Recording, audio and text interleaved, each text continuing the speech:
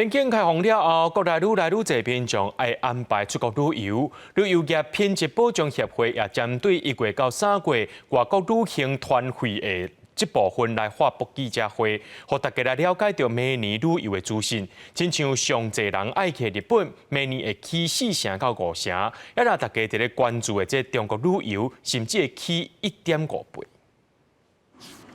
自咱国边境解禁了后，国外旅游愈来愈兴，尤其过来寒假新正期间，侪人嘛拢会出国佚佗。根据旅行业品质保障协会公布的资料，上侪民众爱去的日本，明年1月至3月的旅行团费用，含今年同期比起来起40-50%。原因包括日本的饭店、机票、餐厅等等的成本拢起来，虽然日票汇率直降，毋过比袂过各项成本起的程度。另外，韩国嘛真侪人去，但是明年的旅行团费用等等是比今年了降10%。它这个日币贬值，所以日本人到国外去旅游减少，大部分都跑到国内旅游啊。所以说日本的饭店啦、交通、餐厅啊，只要到这旺季的时候非常的拥挤，那么也造成我们这个国人到日本去团费的一个提高。航班没有完全恢复，那票价比较高。那以目前韩国来说，它的整体的航班大概恢复了80%以上，那又新增加了很多的航空公司。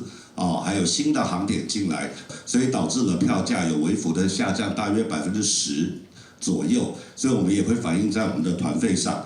春天1月至3月，国内天气有关凉冷。协会指出，咱国民众去东南亚旅游的需求增加，嘛因为航空公司旅行团票起价，加上拄到寒假和过年，所以明年的起伏有20%。另外，交通部月初有宣布，自3月初1开始要开放旅行团去中国旅游，但是协会指出，明年去中国的费用起真悬，比2019年加1.5倍，主要是因为两环航点即马剩13个，所以机位有限，价钱嘛真贵。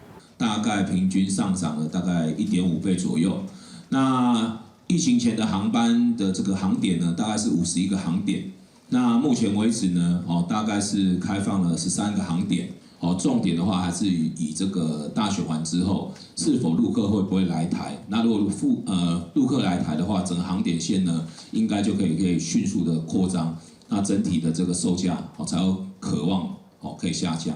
根据这摆品保协会公布的国外旅行团介绍行情，东南亚、东北亚、甲欧美等等，大多数的航线拢是起价的。协会嘛提醒民众，因为第一季要出国的人有关真多，机会有限，要出国的人就要量早安排。记者卢尚如、郑俊佑台北报道。